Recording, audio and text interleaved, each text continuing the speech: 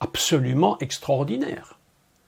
C'est pourquoi Dieu a voulu mettre un petit « ha » avant, le 6e, pour dire que c'était le jour qu'on attendait. J'allais presque dire, si j'ose le dire, c'était le jour que Dieu attendait. Il a tout mis en place et en finalité, le monde a été créé pour Adam. L'humanité, le soleil, les étoiles, l'univers entier, tout ce qu'il contient, toute la gloire du monde tout était conçu pour mettre ce qui serait la couronne de la création, c'est-à-dire Adam. Vav. Les maîtres d'Israël nous font remarquer qu'en réalité, c'est une lettre extrêmement simple. C'est une ligne droite. Une ligne droite est surmontée d'une couronne et d'un petit yud. Voilà Vav, le jour de la dame. La lettre Vav contient, elle est le contenant, elle est le réceptacle adamique. Yom Hashishi, le réceptacle qui contient la dame.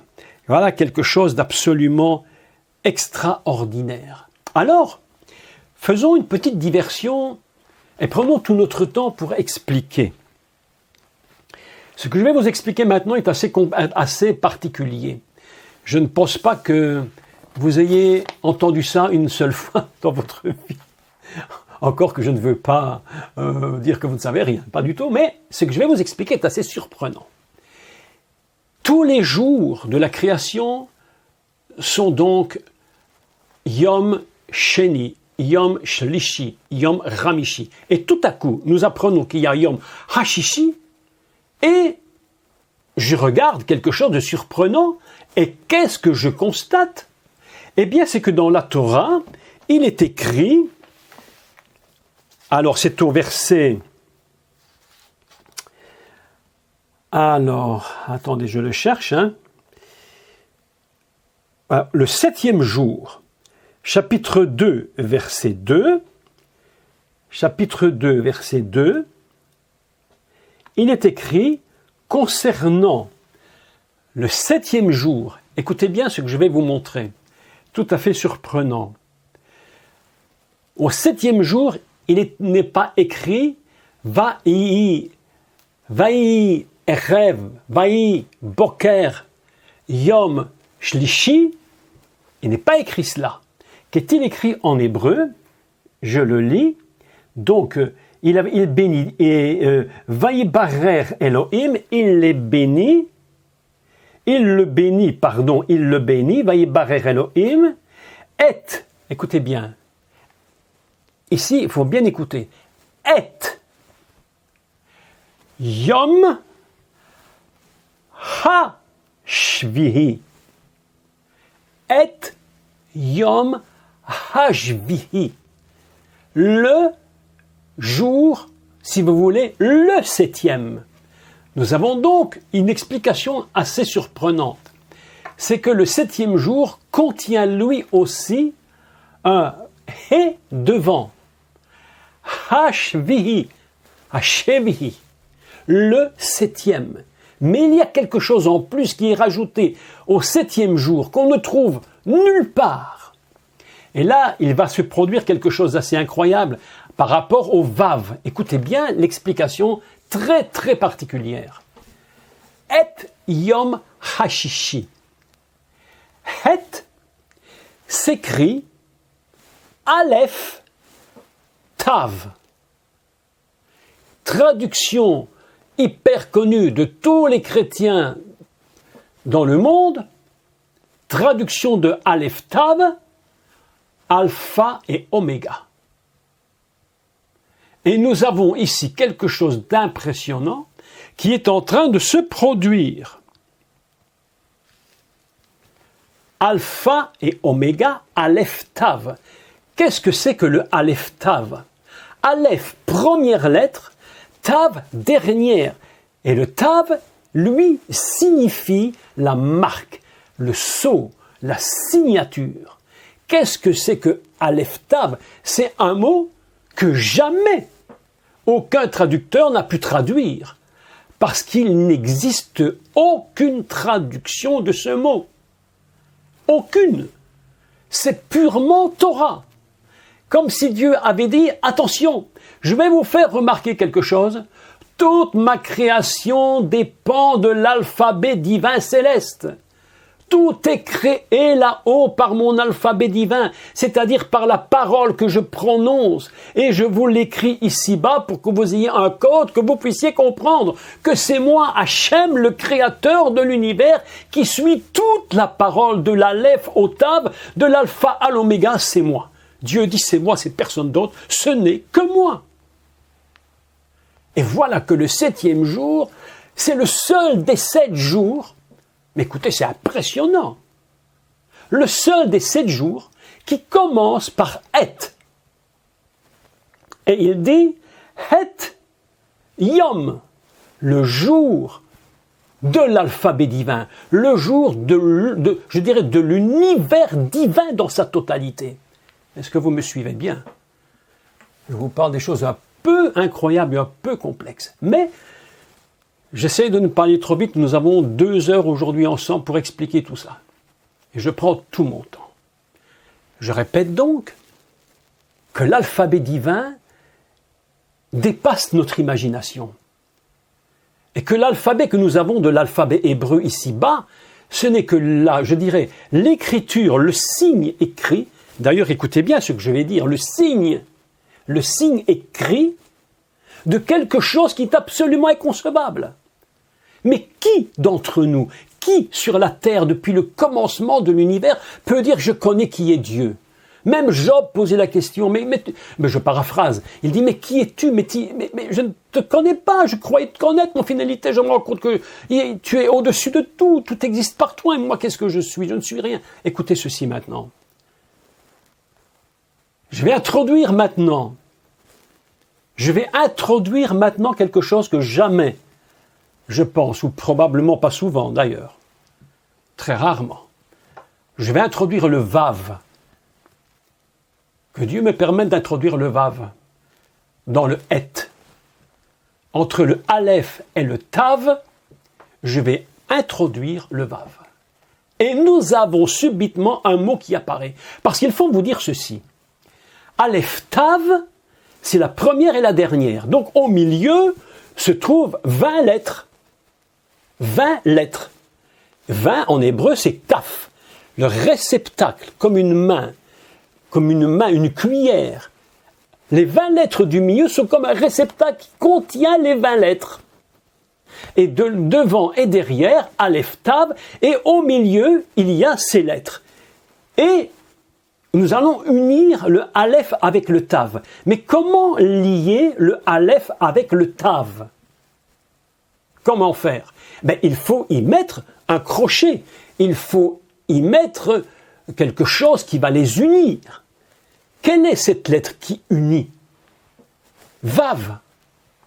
Elle signifie et. Par exemple, Adam ve Chaoua. Adam et Ève. Ishto, Isha, Ish ve Isha. L'homme et la femme. Ani ve Ata. Moi et toi. Et je prends le Vav qui signifie et. Il va donc faire le lien. Écoutez bien maintenant. Voilà que Aleph Tav, je vais y introduire moi-même. Je fais un petit exercice de vocabulaire hébraïque. Je prends le Vav, je le glisse entre Aleph Tav au milieu et apparaît un mot différent. Et c'est le mot Hot, qui signifie un signe. Nous apprenons donc une chose absolument extraordinaire, c'est lorsque le Aleph Tav sont unis ensemble, et ils le sont, En réalité, ils sont l'alphabet divin dans sa totalité, c'est un signe de Dieu, un signe divin. Et Yom Hashvihi, le jour, le 7e. C'est le jour divin, le signe. Ce jour-là, spécifiquement, c'est le signe divin de l'unité alphabétique divine révélée à l'homme ici-bas. Yom. Yom signifie le jour. Jour. Yom HaShevihi, Yom HaShlishi, etc. Jour 2, donc Yom, c'est jour. Écoutez bien ceci. Je refais une lecture complète du texte, décodé, dévoilé. Vous imaginez que lorsqu'on nous dit « la Bible était mal traduite », je dis « non, c'est pas mal traduit, c'est impossible ». On ne peut que l'expliquer, non pas la traduire. Donc je l'explique le mieux que je peux. Est-ce que je ne vais pas trop vite pour vous? Est-ce que ça va? Si vous me suivez, faites-moi un petit signe. Si ça ne va pas, faites-moi un petit signe et je comprends. Et on recommence. On est ici pour apprendre. On n'est pas ici pour faire des cours compliqués, pour faire des prédications impossibles. Donc, écoutez bien maintenant Yom. Yom signifie jour. Il s'écrit, écoutez bien déjà, ça c'est surprenant. Yod, Vav, Mem. Yod, Mem, et au milieu, il y a un Vav. Et ça donne le mot Yom, qui signifie jour. Le Vav connecte le Yod avec le Mem, la lettre divine, c'est-à-dire la lettre de l'Éternel, connectée avec le Mem de Mashiach. Et lorsque tu mets le Vav au milieu, ça donne le mot jour. Autrement dit, dans la notion du mot jour, il y a une notion complètement divine et complètement messianique. Yod, Mem, Mashiach. Vav donne Yom. Et la valeur de Yom, tenez-vous bien, parce qu'on va peser le poids du mot, je prends le Yom divin, je le pèse à la mesure du divin, dans sa balance à lui, et je trouve 56. Écrivez 56. Écrivez 56.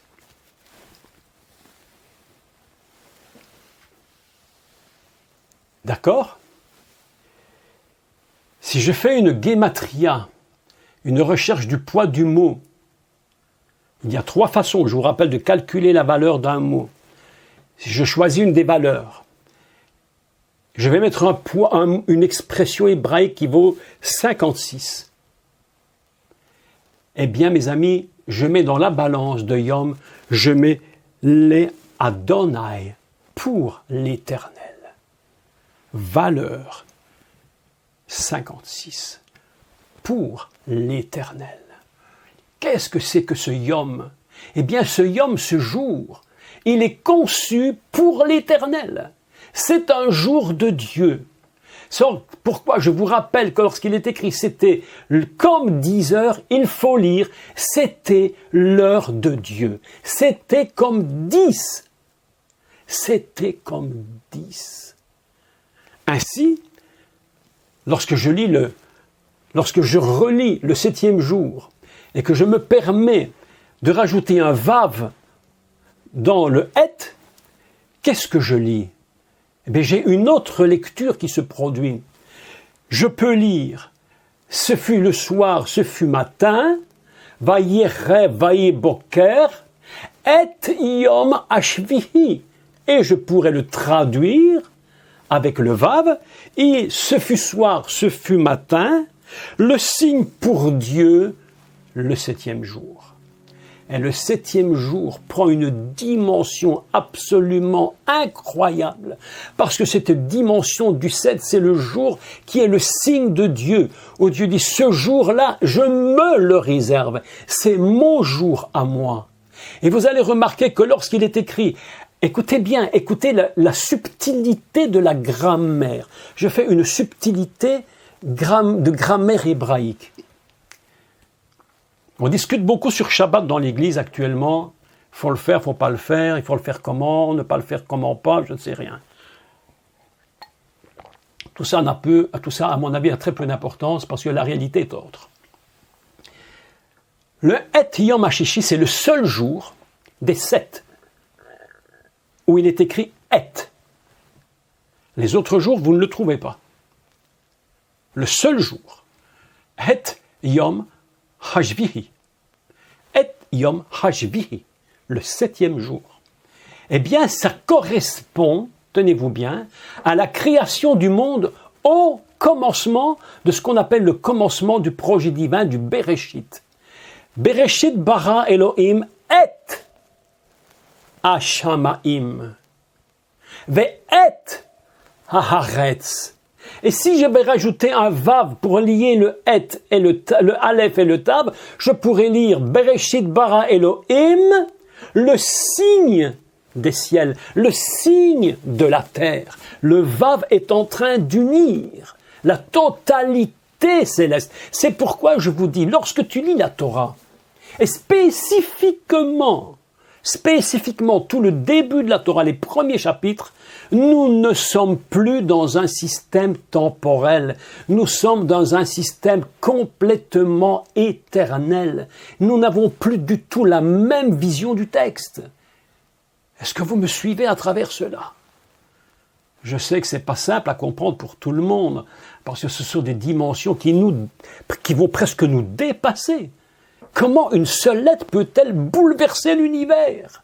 Comment une seule lettre peut réunir ce que Dieu avait séparé? Parce que lorsqu'on parle de séparation, Dieu sépara les eaux d'avec les eaux, il sépara la lumière d'avec les ténèbres. Ce ne sont pas des séparations mauvaises. Vous savez pourquoi Dieu sépare? Je vais vous dire un secret. Pourquoi Dieu sépare-t-il?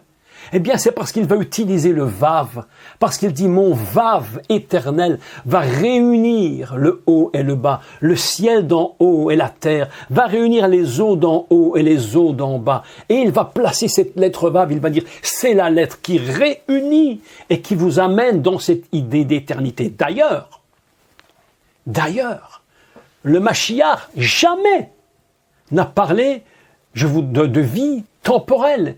Le Mashiach toujours dit, je vous donne la vie éternelle. Mais comment peut-il parler d'éternité, lui qui est sur la terre, alors qu'il connecte le ciel? Eh bien, justement, mes amis, c'est le secret du Mashiach. Le secret du Mashiach, c'est le Vav.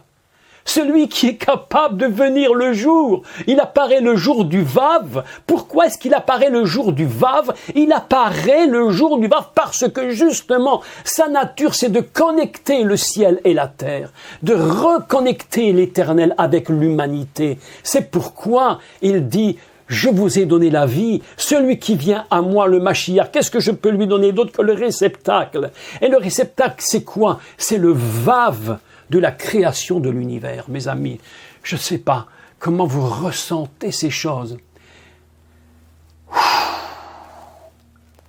Ah, je te dis vraiment.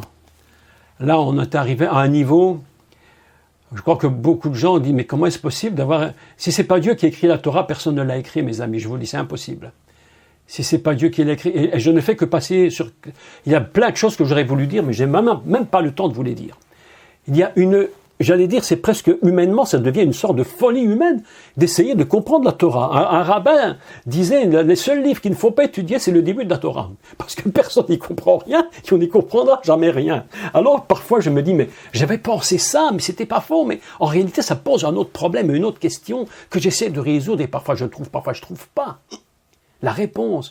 Un jour, quelqu'un était très fâché sur moi, parce qu'il m'avait posé une question et je n'avais pas su répondre. Et il m'a dit, vous ne pouvez pas me répondre. Je dis, c'est pas que je ne veux pas, c'est que je ne sais pas. Parce que nous ne savons pas tout, mes amis. Soyons un peu honnêtes. Nous ne savons pas tout. Et nous ne connaîtrons jamais tout. Et le jour où je viendrai quitter cette terre, je n'aurai pas tout connu. Je n'aurai connu qu'une part de la vérité. Que je n'aurai qu'effleurer un peu qui est Dieu. Mais voilà donc que nous constatons la connexion entre le 7e par le Et et le début de la Torah par le Et. Et Yom Hashvihi Bereshit bara Elohim Et Hashamaim Vehet haaretz. Et qu'est-ce que nous constatons par là?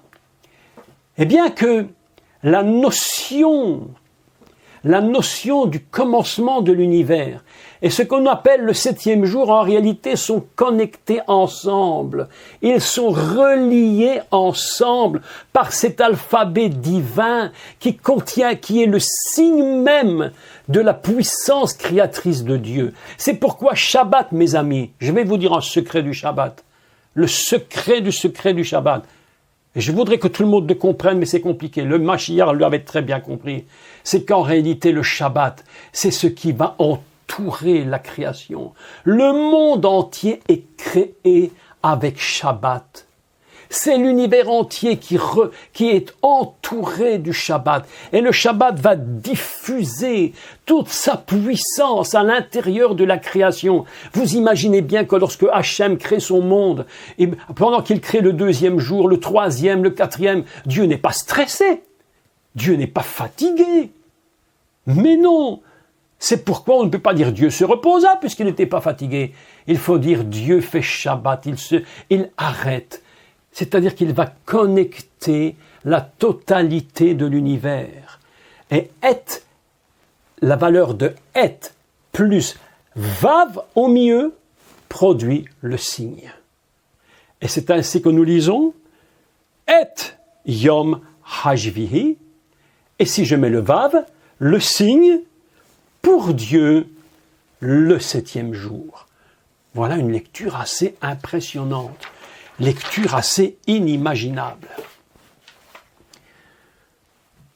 Est-ce que chacun peut me suivre quand même? Est-ce que ma tête n'est pas trop compliquée pour la vôtre? J'espère parfois. Parfois, je me dis, mon Dieu, mon Dieu, mon Dieu, est-ce que je suis assez explicite?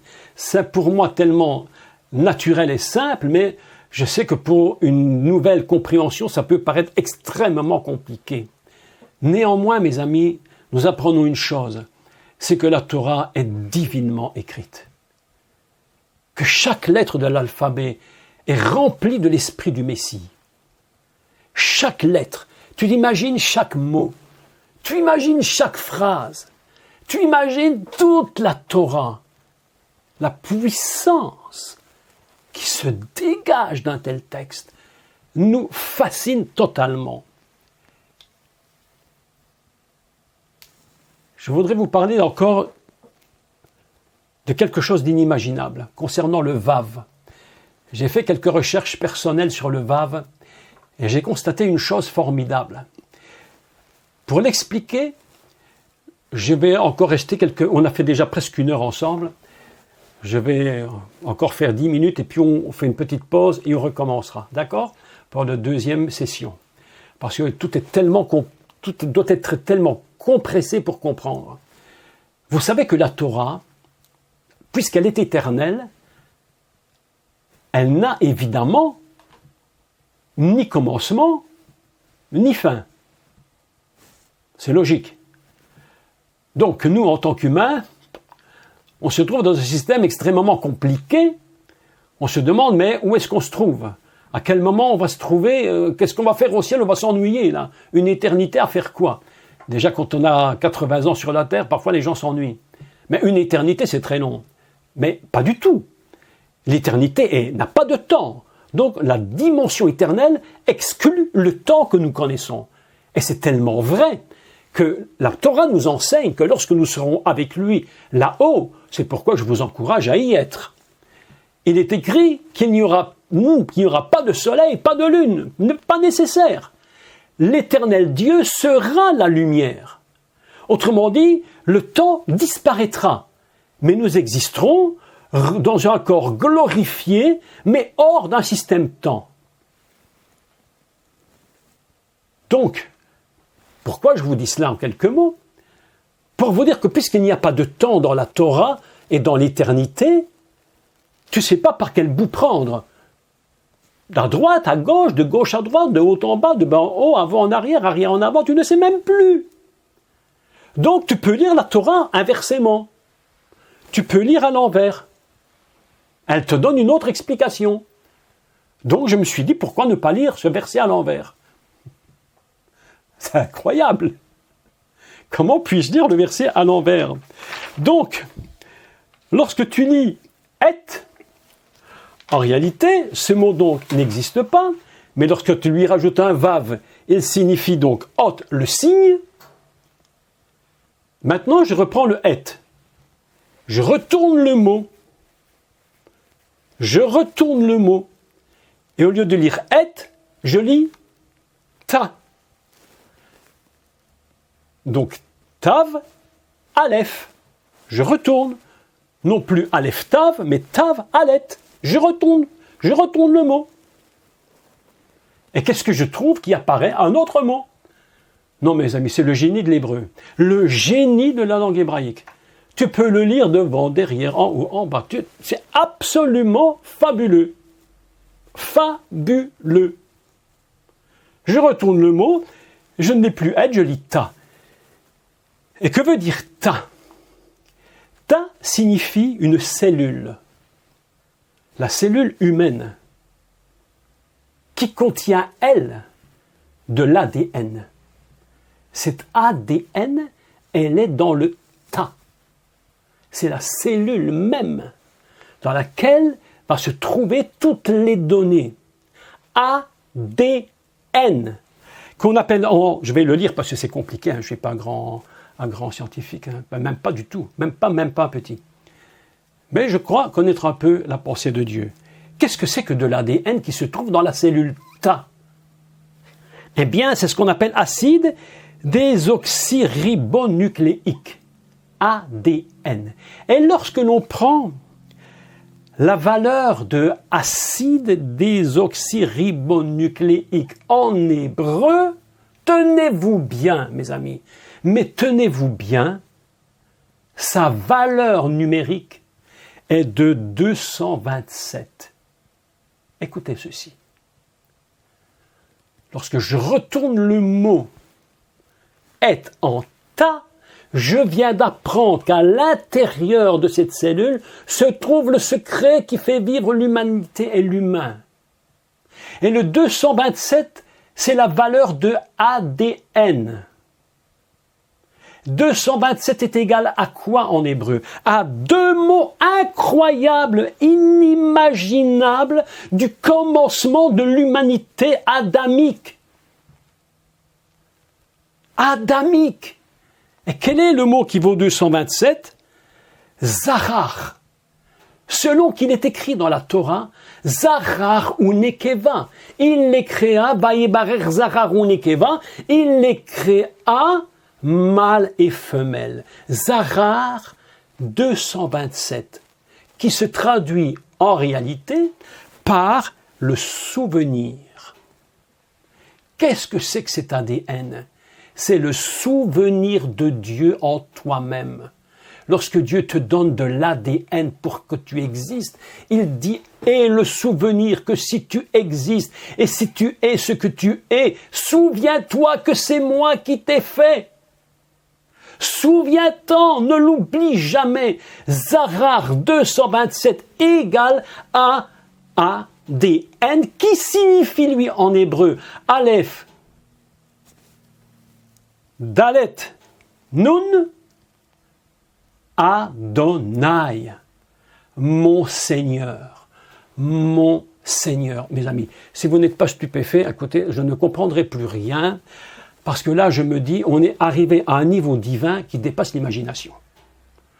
Voilà que nous apprenons qu'en réalité, le « et » qu'on ne peut pas traduire, lorsque tu le lis à l'envers, il est la cellule contenant de l'ADN qui elle-même dit « Je suis ton ADN, ton Seigneur, Adonai ». Mes amis, alors je me suis dit « Mais Seigneur, lorsque je pense à ça, je réfléchis, je me dis mais où en sommes-nous arrivés ?» Donc je me suis dit, utilisons encore un vav, puisqu'on parle aujourd'hui du vav. Utilisons-le encore une fois de plus. Et dans le ta, donc dans le être retourné, le ta, je vais mettre au milieu encore un vav. Je vais introduire le vav. Et qu'est-ce que je vais lire? Un autre mot. Et quel est le mot que tu vas lire? On appelle ça To, Tav, Vav, Aleph. Et que signifie To? Ça signifie voyez, voyez. Je pourrais donc dire que lorsque l'Éternel joint la signature divine avec sa nature, il dit « regarde au milieu, regarde ce qui se produit, regarde ce qui se produit.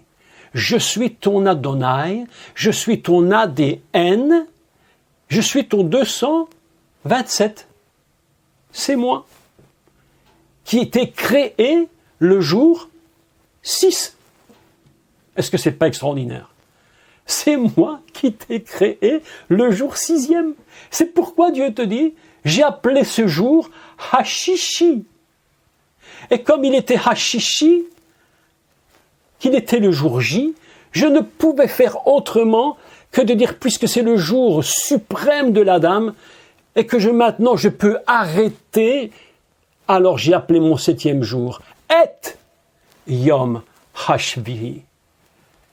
Le 7e jour. Et ainsi, on connecte complètement le 7e avec le premier à travers la grammaire hébraïque. Et nous constatons que la lettre Vav est en train de transporter toute l'humanité, absolument toute l'humanité dans un temps déterminé, un temps infini, un système d'éternité. Voilà un texte absolument inimaginable. Nous sommes en train de parler d'une lettre hébraïque, une seule lettre. Vous imaginez lorsque nous allons parler des 22, où ça va nous amener. Je crois qu'on est en train de rentrer dans une dimension complètement divine, quelque chose qu'on n'a jamais pu imaginer.